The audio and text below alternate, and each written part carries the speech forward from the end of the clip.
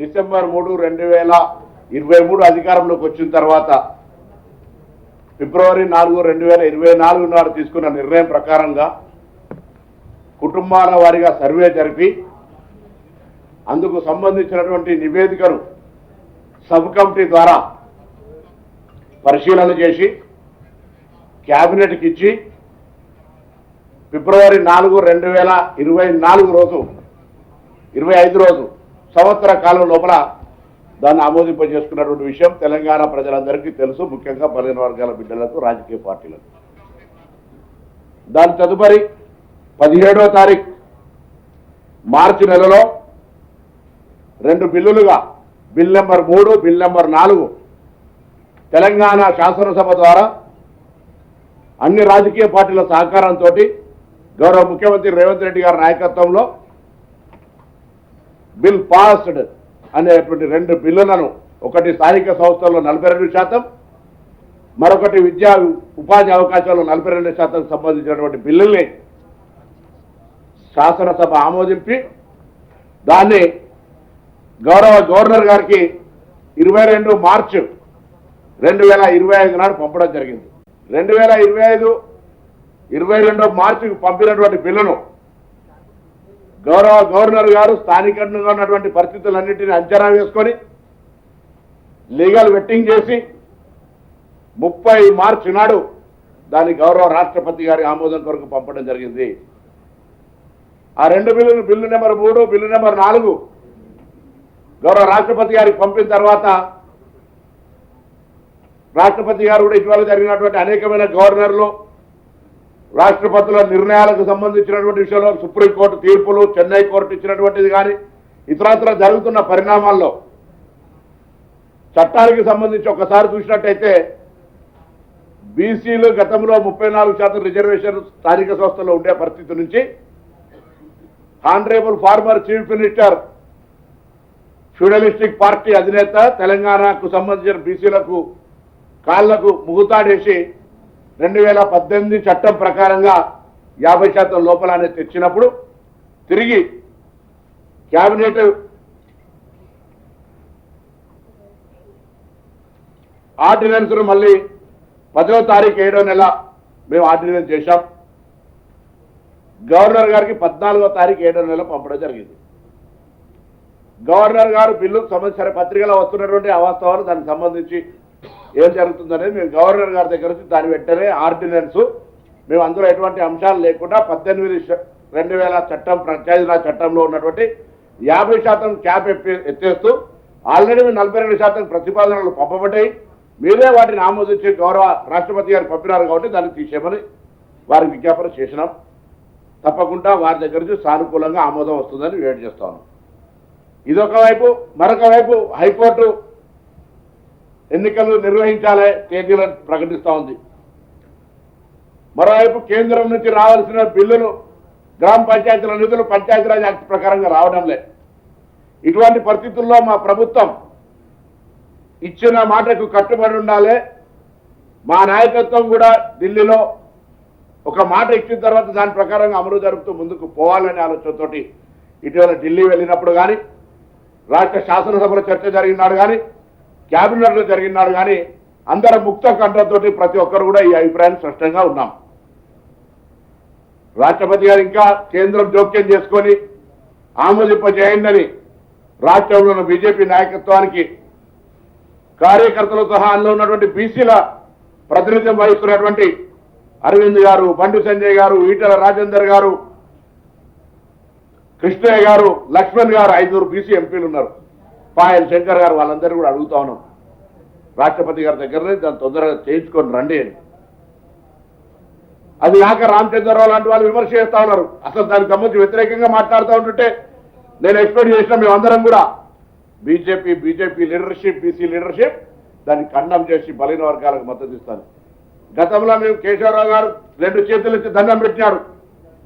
శ్రీహరి గారు, నేను, సురేఖక్క, మహేష్ గౌడ్ గారు అందరం అనేక సందర్భాల్లో గౌరవ శాసనసభ్యులు, బలహీన వర్గాలు ఎంపీలు అందరం కూడా తెలంగాణలో ఆనాటి తెలంగాణ ఉద్యమం లాగా ఒక స్ఫూర్తిదాయకమైనటువంటి బలహీన వర్గాలకు సంబంధించిన అవకాశం వస్తుంది, మన 1947లో స్వతంత్రం రాలే 48లో మనం భారతదేశంలో విలీనమైనాం.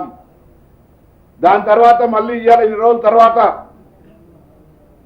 మనకు ఒక అవకాశం వస్తుంది అని అందరూ కూడా తెలంగాణ ఏర్పడ్డ తర్వాత బలహీన వర్గాలు తెలంగాణ ఏర్పాటుకు ఉద్దేశమో 90% పైన ఉన్న ఎస్సీ ఎస్టీ బీసీ మైనార్టీలకు సంబంధించినటువంటి స్టేట్ గా ఉన్నటువంటి తెలంగాణలో వారికి న్యాయం జరపాలనే ఈ ప్రక్రియలో రాజకీయ పార్టీలు అసేవితంగా వ్యవహరిస్తూ ఉన్నాయి, నిజాయితీగా ఉండలేవు. శాసనసభల బిల్లుల మద్దతు చెప్పిర్రు, ఢిల్లీకి వచ్చినప్పటికీ మోకాలడ్డం పెడుతున్నారు, కడుపుల కత్తులు పెట్టుకొని అలుముకొని చంపాలని ప్రయత్నం చేస్తున్నారు, రాజకీయంగా బదనాం చేసే ప్రయత్నం చేస్తారు. అయినా కాంగ్రెస్ పార్టీ కట్టుబడి ఉంది. అందుకే గౌరవ ముఖ్యమంత్రి గారు కేబినెట్ కూడా నిర్ణయం చేసినాం. ఆగస్టు 5, 6, 7 3 రోజులు గౌరవ ముఖ్యమంత్రి గారు అపాయింట్మెంట్ అడుగుతా ఉన్నారు. గౌరవ పార్లమెంటు ప్రతిపక్ష నాయకులు అపాయింట్మెంట్ అడుగుతారు. గౌరవ రాజ్యసభ ప్రతిపక్ష నాయకుడు కూడా రాష్ట్రపతి గారు అపాయింట్మెంట్ అడిగి దేశంలో ఉన్నటువంటి కాంగ్రెస్ పార్టీ మిత్రపక్షాలతో సహా 100 మంది ఎంపీల పైన రాజ్యసభ సభ్యులతో సహా తెలంగాణలో ఉన్నటువంటి ప్రతి శాసనసభ్యుడు, శాసనమండలి సభ్యుడు, ఎంపీలు, మంత్రులందరం కూడా 5, 6, 7 ఢిల్లీకి వెళ్తా ఉన్నాం. తెలంగాణలో ఉన్నటువంటి బీసీ మేధావులు, బీసీల నాయకులు, కుల సంఘాల నాయకులు ఆనాడు ఏ జాయింట్ యాక్షన్ కమిటీ వేసుకొని తెలంగాణ ఉద్యమం కొరకు పోరాడినో ఇవాళ ఇది ఒక కీలకమైనటువంటి దశ. గ్రామీణ ప్రాంతాల్లో మనకు వచ్చేటువంటి 42% రిజర్వేషన్ కాపాడుకోవడానికి, అమలు చేసుకోవడానికి ఒక అవకాశాన్ని వినియోగించుకునే బాధ్యత క్షేత్రస్థాయిలో ఉన్నటువంటి అన్ని కుల సంఘాలది, బీసీ సంఘాలది, బీసీ మేధావులది. మా చిత్తశుద్ధితో మేము ఉన్నాం. ఎక్కడ కూడా 1% డివేట్ కాకుండా మా ముఖ్యమంత్రి గారు అనేక సందర్భాల్లో ఎన్ని విమర్శలు వచ్చినా, ఎవరిని చెప్పినా ఉప ముఖ్యమంత్రి గారు, సబ్ కమిటీ చైర్మన్, పిసిసి అధ్యక్షులు అందరూ కూడా టోటల్ క్యాబినెట్ మా నాయకత్వం రాహుల్ గాంధీ గారు మాట ఇచ్చినారు, దాన్ని అమలు చేయాలని చిత్తశుద్ధితో పోతా ఉన్నాం. అందుకే 5, 6, 7 నాడు అందరినీ రమ్మని కోరుతా ఉన్నాం. ప్రతి బీసీ బిడ్డ 42% రిజర్వేషన్ ఆకాంక్షించే వాళ్ళందరూ ఢిల్లీకి రమ్మని కూడా కోరుతా ఉన్నాం. ప్రజలందరూ వస్తా ఉన్నారు. బీసీ సంఘాల ప్రతినిధులు, మేధావులు కూడా రండి. ఆర్గ్యుమెంట్ ఎలా 50% గ్యాప్ గురించి మాట్లాడే రామచంద్రరావు న్యాయవాది, ఇందిరా సహాని కేసులో స్పష్టంగా ఆర్గ్యుమెంట్స్ లో ఉన్నాయి. ఎప్పుడైతే ఎంపారికల్ డాటా ఉంటుందో states can go move ahead అని చెప్పినారు. రాష్ట్రాలు స్వయంగా ముందుకు పోవడానికి అవకాశం ఉంది. మేము ఇలా ఊరికేనే వట్టి వేగ్గా మాకు ఇంత శాతం కావాలని అడుగుతలేదు. రాష్ట్ర ప్రభుత్వం 150 ఇళ్లకొకటి కూడమి చేసుకొని అన్ని రకాల చర్యలు తీసుకొని సమగ్రంగా కొంతమంది మిస్ అయినట్టు ఎక్కడ కూడా లీగల్ గా పొద్దున ఇబ్బంది జరగద్దని మా పేర్లు నమోదు చేసుకోలేదని విమర్శలు వస్తే బీసీ మేధావుల ఆలోచన సలహా మేరకు మరొకసారి, రెండవసారి ఆన్లైన్ కానీ, మండల కార్యాలయాల్లో, ప్రజాసేవా కేంద్రాల్లో కానీ, లేదా మిస్డ్ కాల్ ఇచ్చే టోల్ ఫ్రీ నెంబర్ ద్వారా కానీ మేము మళ్ళీ నమోదు చేసుకున్నటువంటి సంఘటన. అందుకే ఇంత పారదర్శకంగా కామారెడ్డి డిక్లరేషన్ నుంచి ఇవ్వాలని జరిగిన కేబినెట్ దాకా 1% కూడా మా చిత్తశుద్ధిని ఎవరు శంకించేటువంటి పరిస్థితి లేకుండా Congress is for social justice, champion social justice, సామాజిక న్యాయానికి కాంగ్రెస్ సోషల్ జస్టిస్. అందుకే మళ్ళొక్కసారి ఇలా కేబినెట్ ఏకగ్రీవంగా ఇందుకు సంబంధించిన అంశాలన్నింటినీ డిస్కషన్ చేసింది విపులంగా. రాష్ట్రపతి గారి దగ్గర గత 30 మార్చి నాడు పోయినటువంటికి సంబంధించి బిల్లు దాటిపోతా ఉంది సమయము. ఒకవైపు కోర్టు తీర్పు ఎన్నికలు జరపమని, మరొక వైపు స్థానిక సంస్థల నిధులు లేక ఇబ్బంది పడుతున్నటువంటి పరిస్థితుల దృష్ట్యా గౌరవ రాష్ట్రపతి గారిని మళ్ళీ ప్రజాప్రతినిధులు అందరం వెళ్ళి వేడుకుంటా ఉన్నామమ్మా, ఈ బిల్లుకు తొందరగా ఆమోదం ఇవ్వండి. 50% క్యాప్ అనేది ఎప్పుడో ఈడబ్ల్యూఎస్ స్కీమ్ తర్వాత వెళ్ళిపోయింది. ఇవాళ కూడా రాష్ట్రంలో 29 బీసీ, 15 ఎస్సీ, 10% ఎస్టీతో 64% నడుస్తూ ఉంది. కాబట్టి ఇదంతా కూడా క్యాప్ అనేటువంటిది ఒకసారి ఓపెన్ అయిన తర్వాత దెర్ ఇస్ నో లిమిట్.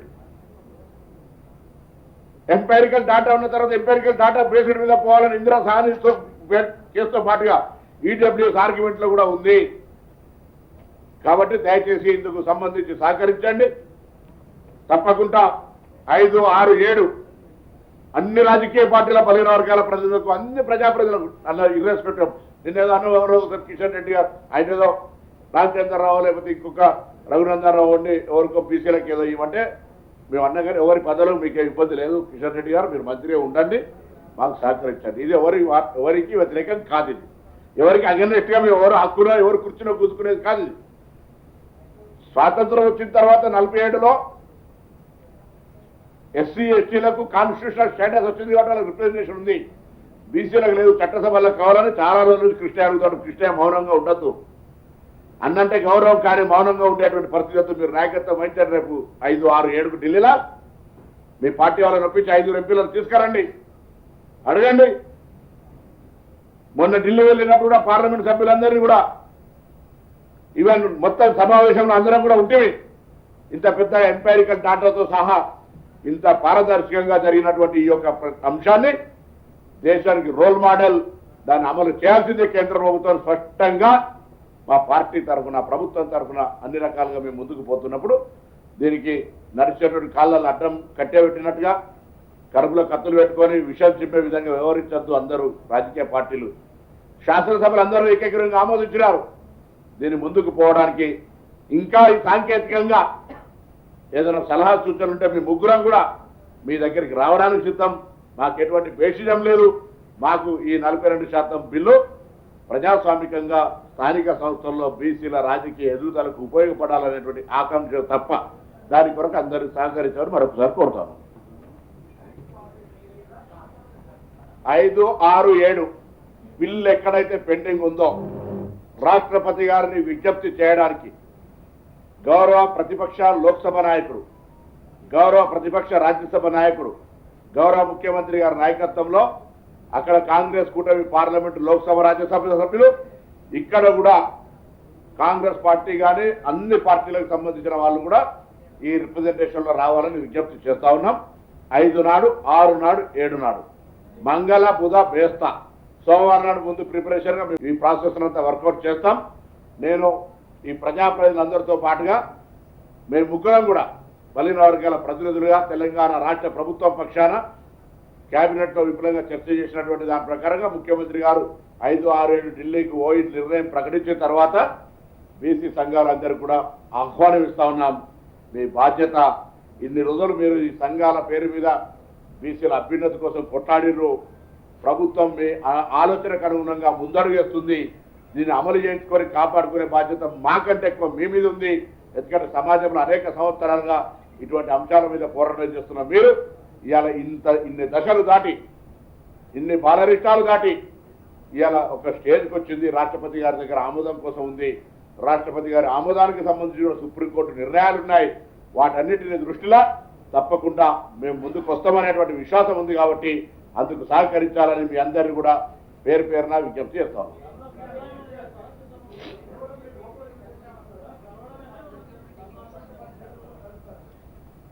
సామధాన భేద దండ ధర్నా చేస్తారని ముందే మేము పోయి 5, 6, 7 3 రోజులు పెట్టుకున్నాం. కలిసి మా విజ్ఞాపన విని మాకు సానుకూలంగా స్పందిస్తే దండం, లేదంటే మీరు సామధాన భేద దండ అన్నట్టుగా మా ప్రొటెస్టో నిరసనలో ఇప్పుడు అదే ముందు మాట్లాడిన పొరపాటు అవుతుంది. కాబట్టి మేము విజ్ఞాపన రాష్ట్రపతి గారు విజ్ఞప్తి చేయడానికి పోతాం.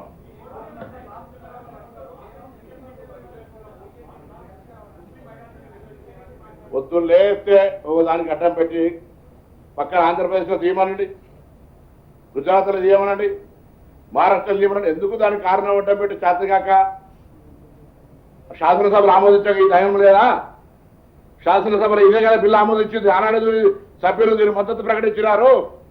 అయితే రామచంద్రరావు రాజీనామా చేయాలి, లేకపోతే ఆ రోజు మద్దతు ఇచ్చిన రాజీనామా చేయాలి బీజేపీకి. బీజేపీ స్టాండ్ ఏంది? బీసీలకు 42% రిజర్వేషన్ వాళ్ళకి ఎక్కడ నైతికత? బీసీల ముఖ్యమంత్రి ప్రకటించిన రాష్ట్రంలో శాసనసభ పక్ష నాయకత్వం ఇయ్యలే.